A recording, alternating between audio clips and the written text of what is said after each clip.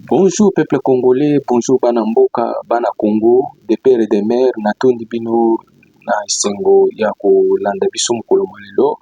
Bo s'abonner massivement na chaîne na bino oyo bolingaka mingi to bolandaka mikolo oyo nyonso. Na ye mokolo lelo pona kopesa bino information par rapport ya situation ya Congo.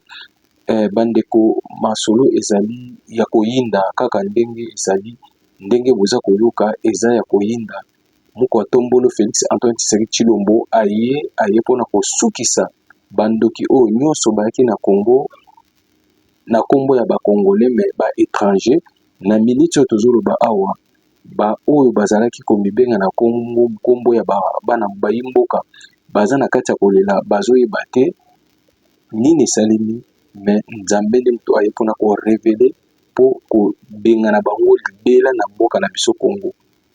Puisque makili etangi na Congo, bana Congo bakufi ebele.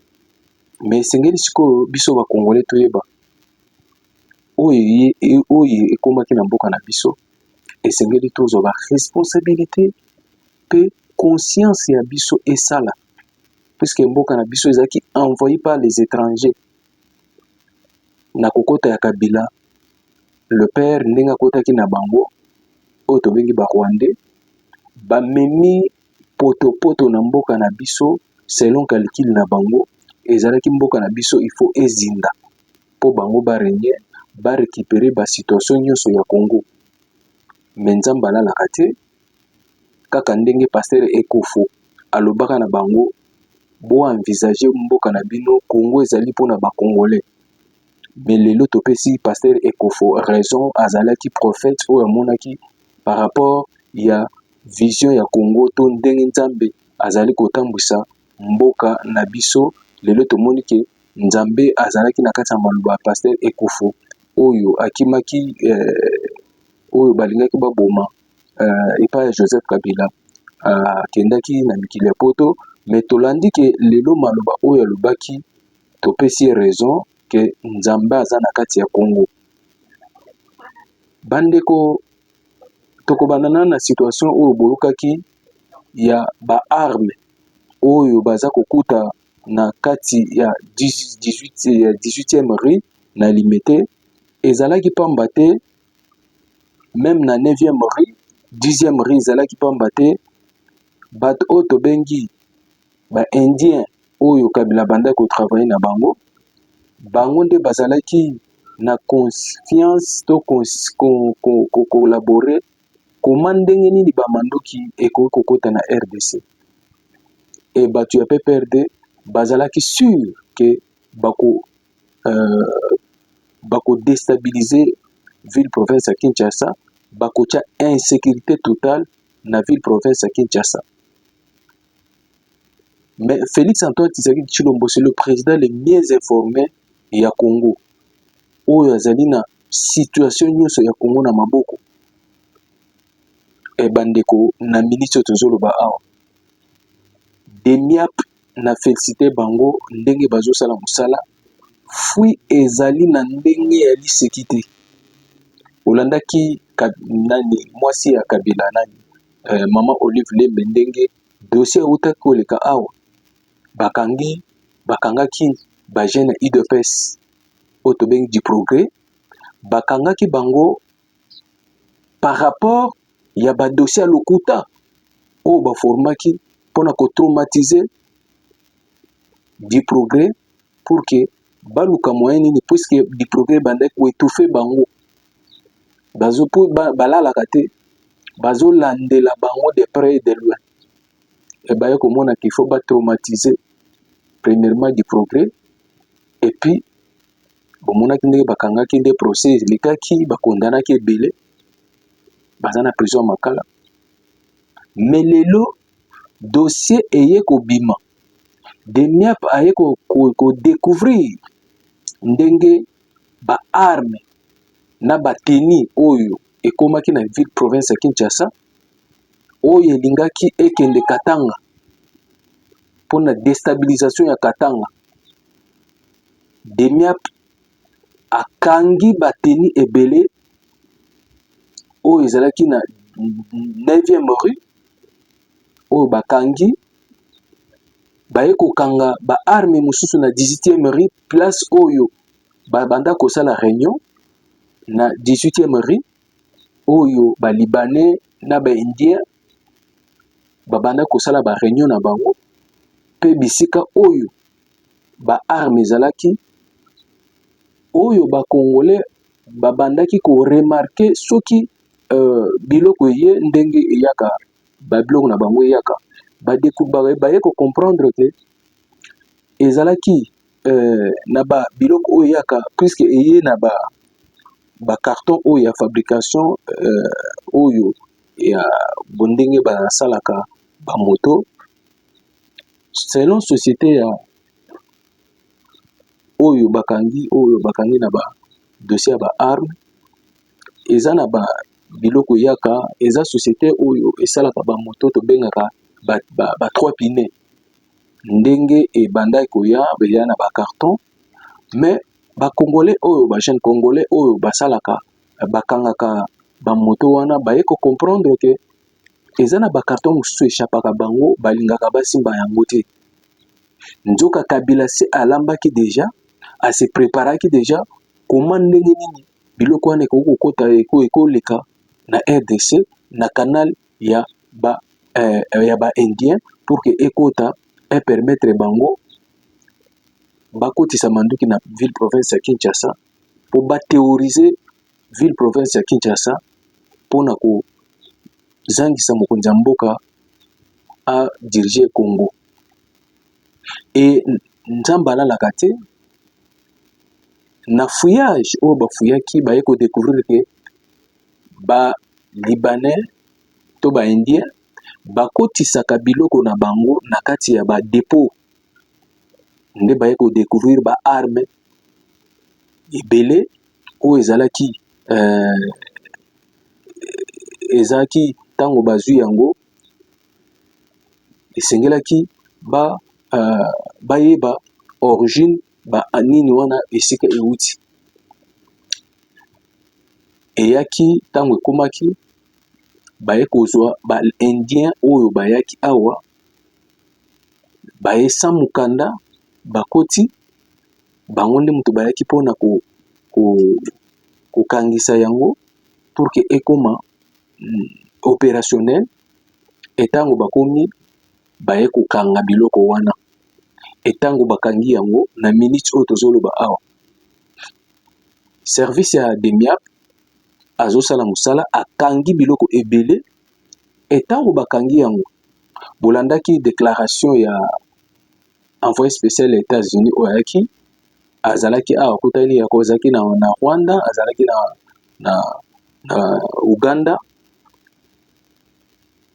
akebisi Paul Kagame ayebisi que il faut retirer ba troupe na ye na kati ya République démocratique du Congo akepa Museveni ayebisi pe il ne faut pas s'impliquer na dossier ya RDC puisque dossier ya RDC est menacé par rapport ya ba minerais na ye et basololi azwi pe pona ye ake na zongi na États-Unis pona ko rendre to kopesa Donald Trump ba rapport ndenge atembolaki mais bapesaki injonction que Paul Kagame il faut abimisa ba troupe na ye na kati ya RDC et Kagame asaleli yango te et basalaki réunion James Kabarebe abengaki Joseph Kabila abengaki ba Corneille Nangaa avandisi bango nyonso puisque na minute oyo tozoloba awa Rwanda crise ekomi kokota bakomi kosentir ke awa eza ya koyinda po ba embargo oyo États-Unis azopesa bango ya bientôt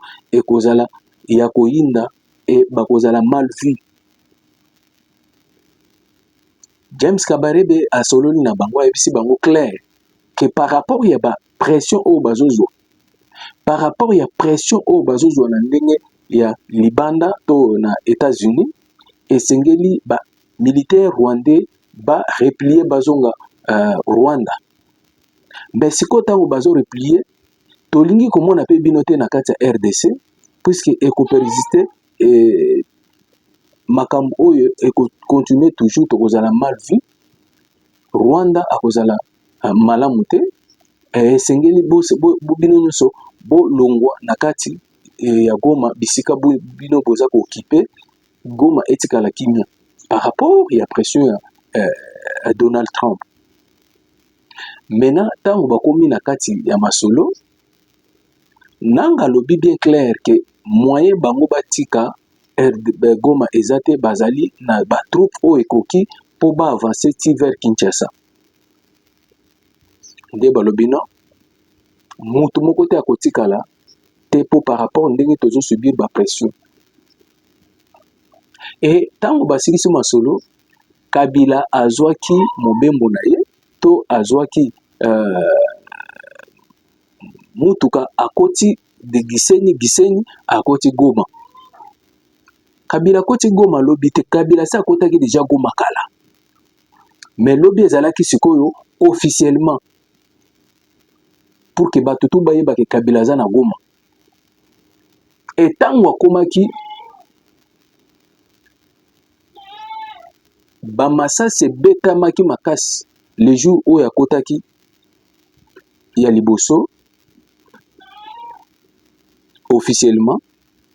Et tango bana bayi Goma, bana Goma bayokaki Kabila koti, masasi ebetamaki pona koyebisa ye ke ata okoti biso ba wazalendo tozali, biso FRDC tozali.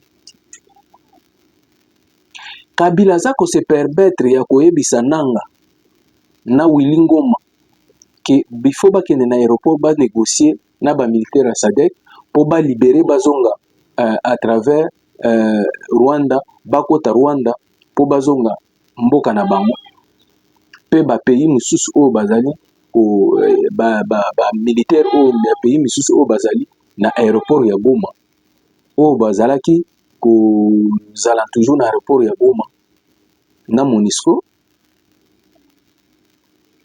M23 ba ebisi MONUSCO il faut elongwa na kati aéroport. SADC il faut elongwa na kati aéroport ya Goma po bango ba occuper aéroport ya Goma. Que avion et atterri lisusu te na aéroport ya Goma. Mais eloko basalaki ezalaki sabotage pona ko saboter ba militaire ya SADC pe ba militaire oyo ya MONUSCO. Babetaki ba bombe ndenge boyokaki ba bombe elele betaki wana. Ba bombe wana balansaki yango pona kotalisa bango ke bango bazali prêt pona kobunda. Bango bazali prêt pona kosala oyo nyonso esengeli kosala. Nde bolandaki ba FRDC oyo bazalaki puisque ba militaire na biso ya FRDC baza pe na aéroport ya Goma. Et tango bamonaki ba repli ezongaki ya makasi. Donc manduki ebetaki na ndenge kosakana ti. Na minute oyo tozoloba awa Kabila aza na Goma. Mais selon ba chaîne internationale Kabila akoti na Goma, balobi akoti na Goma pona kokutana na bato na ye oyo baza na Goma po basola par rapport ya situation ndenge calcul na bango babetaki pona ko déstabiliser to ko renverser pouvoir ya Félix Antoine Tshisekedi Tshilombo. Katumba nani je m'excuse nani na bato oyo bazali na kati ya Goma bato na ye Ntambwe Mwamba aza na kati ya na Goma, Marshal Chishambo aza na kati ya Goma, bazali ebele oyo baza na kati ya Goma na ba diaspora oyo bauti mikili ya poto pona kokoma kokota na kati ya AFC ya Nanga baza toujours na Goma. Et Kabila yaki po basala conférence to masolo basolo la baye bandenge bakoki ko s'en sortir puisque na minute oyo tozoloba awa bazali bloqué Kabila za na esika kokende te par rapport ya passeport na ye eza ya kosila passeport na ye expiré. Siko na kati ya Uganda lobi aza na posa te anyata lisukuna puisque azali kolukela bango ba problème.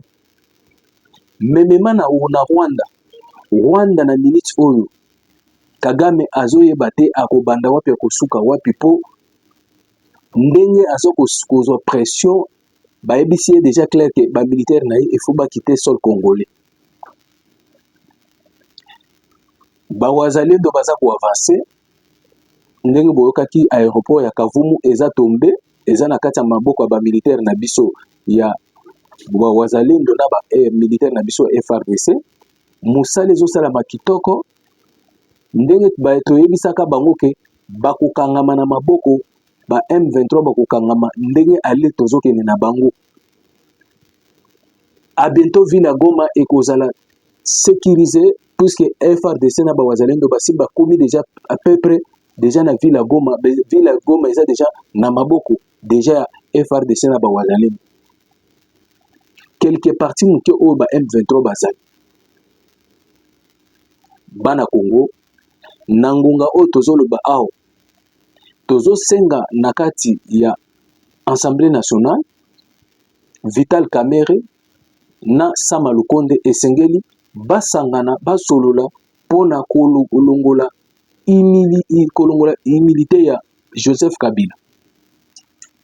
Il faut Kabila dossier na ye to kobengaka ye sénateur avis il faut esila na oyo asali ezali haute trahison ya ex-président de la République démocratique du Congo ya kosala rébellion pona koattaquer to koboma peuple congolais ezali haute trahison oyo esengeli akangama to azala condamné à mort. Toko kondima te un ancien président ya RDC ya République démocratique du Congo azala complice na ba rebelle oyo bazali ko boma population mikolo nyonso. Esengeli Kabila akangama.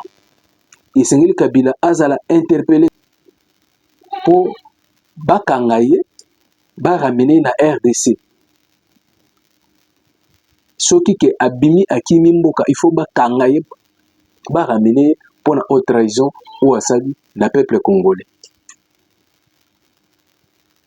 Ngonga yango oyo bobanda koganga bino bato ya PPRD bogangi trop tozo déstabiliser RDC tozo tia insécurité et mutu oyo nyonso akoze kofongola mbanga na ye tozo senga na ministre ya intérieur Jacquemain Chabani pona kobanda kokanga tous les criminels oyo bazali kokosama na kombo ya PPRD. Ce sont des milices ya AFC ya nanga.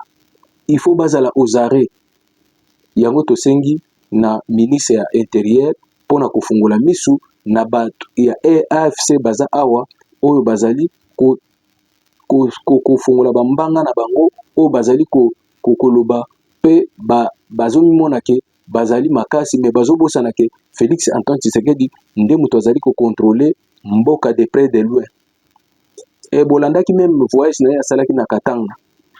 Na Katanga akendaki pamba te akendaki pona contrôler par rapport ya badi oyo bokaki ke na kati ya Katanga insécurité eza totale mais ye moko akendaki pona kotala makambo nyonso ndenge ezoleka de près. Azali président ya Kinshasa te mais azali président oyo azali kozala na lisu na tous les 4 coins ya République démocratique du Congo. Et c'est la raison pour laquelle azalaki na Katanga pona ko inaugurer aéroport international de Luano et puis na hôpital oyo ya sika oyo basali bana Katanga po bamona ke azali président oyo azali mwana mboka oyo azali na souci ya mboka na ye. Bana Congo ngonge kokie ke oyo esengeli ke totelema munguna na biso oyo toyebi ezali France ezali Rwanda ezali Kabila bato oyo bazali kobundisa Congo. Selon Nations Unies akwei ici olandaki conseil de sécurité oyo euti kosalema dernièrement. Conseil de sécurité akwei isaki mpona résolution 2773 esengelaki ba exécuter yango mais jusqu'alors bato bazali kovandela yango ezali France nde muto azali kovandela résolution 2773 bango nde muto baza kovandela yango et puis baza kozwa minéré ya RDC eza kobimana moment oyo tozoleka oyo ya ndenge tozoloba makambo ya est bango nde moto bazali kovandela makambo epuis baminere ezobima na bisika oyo ba M23 baza na kati ya est ya République démocratique du Congo.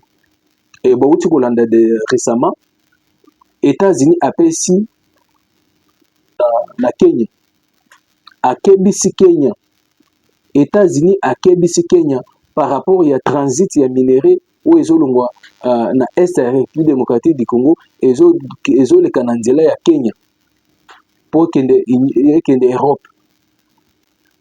Yango guerre oyo ekozala longue et populaire. Bakongo bana Goma bakotelema. Bawazalendo bazali prêt pona dossier oyo. Kabila tozo kangaye na maboko. E Kabila kokangama. Puisque yazan esika kokende te soka ke na Rwanda. Toko réclamer il faut ba pesa biso Kabila. Azali congolais ou azali ancien président de la République démocratique du Congo. Donc na minito eza ya koyinda bango nyonso bazoyeba te bakokende wapi bakosuka wapi. Puisque lelo so bakeke Rwanda ndenge ezali awa toyebisi bango to balongola ba militaire na bango awa. États-Unis ayebisi bango lokola bazoyoka te ndenge guerre ezokende boye ekozala longue et populaire donc tokosilana na bango. Bawazalendo batelemi olobi makambo ya guerre oyo tozokende nango kino suka. Lelo ambongo shole bakangi minoko bakosi population awa tozokende tozosala ba dialogue tozosolola na pays tel toke kingani. Est-ce que bozomona bango lisusu bazalaki ba agent ya Paul Kagame oyo atiaki na Congo pour que ba distraire population pe baluka moyen nini bakoki ko renverser pouvoir na nzela ya dialogue. Mais basuki Félix Tshisekedi alakisi bango ke azali moto azali na politique ya déboulonnage ndenga déboulonnaki FCC cash ndenge tozokende na bango nyonso tozokende na Union européenne puisque États-Unis azo récupérer déjà masolo. États-Unis balobi pe bazali prêt au cas où Rwanda a exécuté pour na kolongola ba militaire na République démocratique du Congo te bazali kotinda ba militaire ou bazali prêt pour na décanter situation pour na éradiquer ba M23 ba longwa sol congolais à l'immédiat. Donc na minute tozolo ba aw préparation za ya makasi Denis Kadima za États-Unis pour na kokutana na ba américain pe pour na kosolola mai o etali 900 partis politiques nano tikala kosala mati mboka azana yemoko azako zo ba 900 partis politiques. Ezalate, ezali eloko créé par Kanambe Kazembe pour déstabiliser toujours l'élection à RDC. Mais la minute tozolo ba eyindi. Les médias de l'initiative conjointe Cinco ECC. J'ai comme vous appris à travers les médias qu'il y avait ce pacte social pour la paix, initiative louable qui était proposée par ces hommes de Dieu. Et donc, lorsqu'ils ont demandé à me rencontrer, je n'ai pas refusé. Directement, j'ai accepté. Mais 2 jours avant, j'ai vu dans les médias que Monseigneur Chollet avait parlé de venir à l'appel du président au dialogue, etc. Donc j'ai trouvé ça un peu bizarre et j'ai voulu préciser d'entrée de jeu quand ils sont arrivés en disant à Monseigneur Chollet que je n'avais pas très bien compris son message, je n'ai pas demandé moi cette rencontre et que j'aimerais qu'à la sortie, ils précisent que c'est à leur initiative et non à la mienne que cette rencontre avec eux se fait. Parce que moi, le dialogue, je lui ai dit, il est permanent. Et je l'avais déjà dit, moi, le dialogue, c'est pas aller s'enfermer entre 4 murs et commencer à discuter, le dialogue, ça a commencé tel jour. Non, non, le dialogue, il est permanent, même avec mes adversaires. Ma main est toujours tendue pour le dialogue. Parce que je sais que je ne suis pas parfait. Je sais que dans ma gouvernance, il peut y avoir des problèmes, que d'autres peuvent voir et que moi je ne vois pas forcément. Et ce serait bien de parler avec tout le monde parce que nous appartenons à un même pays. Nous voulons son bonheur. Donc nous ne pouvons pas nous dire, moi, c'est moi qui ai la vérité, les autres. Non, c'est pour ça que mon dialogue, il est permanent. Alors, ils ont compris ça. Il m'a expliqué que c'était une mauvaise interprétation des médias. Je dis, ok, c'est bon. Puis on a discuté, je vous épargne le contenu. Mais moi, j'avais posé mes questions lorsque j'ai entendu. J'ai dit, ok, votre initiative, elle est louable. Mais moi, permettez-moi de vous poser une question. La première, c'est de savoir, vous situez votre initiative où dans l'actuel processus qui est impulsé par la région. Et nous étions à quelques jours de la réunion conjointe là, qui a eu lieu à Dar es Salaam entre la SADC et la East African Community.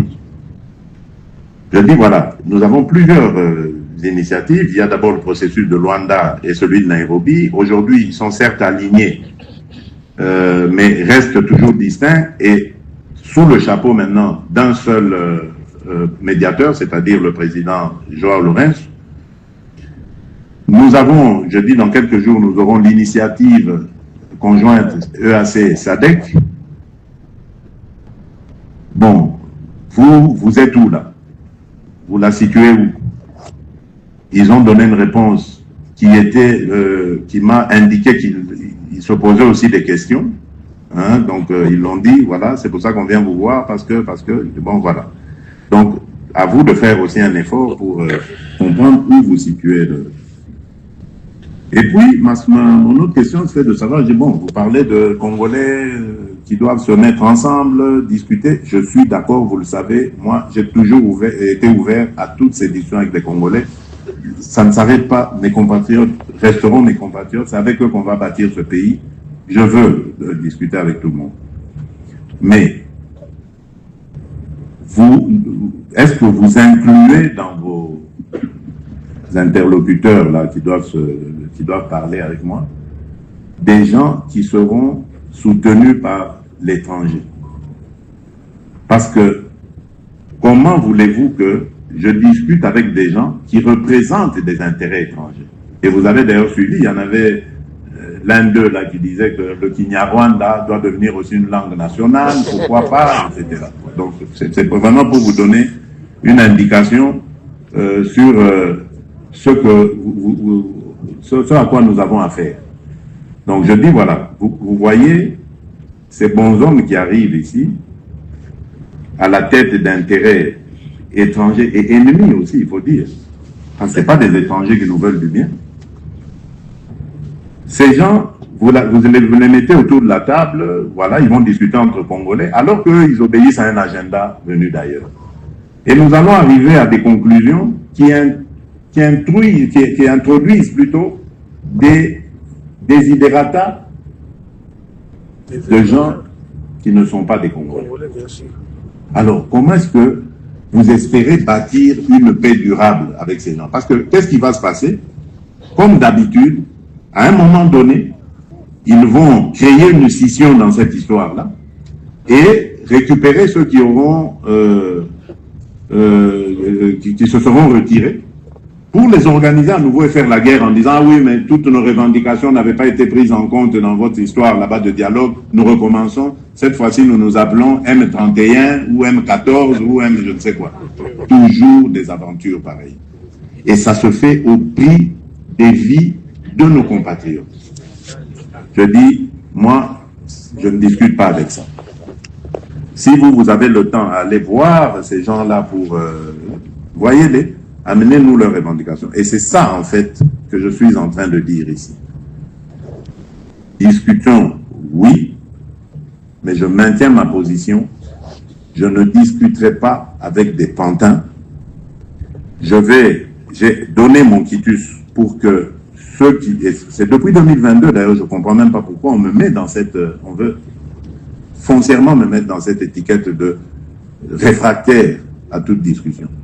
J'avais dit au président Kenyatta en son temps, j'ai dit au président João Lourenço, déjà en 2022, vous voulez discuter avec ces gens-là, allez parler avec eux et dites-moi ce que eux pensent.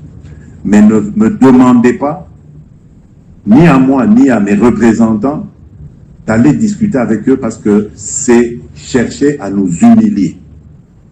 Le Congo, le grand Congo, qui va envoyer ses représentants discuter avec un groupe de pantins qui ne représentent rien, j'insiste là-dessus. Rien d'autre que des intérêts d'un pays étranger, voisin, qui veut nous faire la guerre. Alors autant parler avec ce pays-là, oui.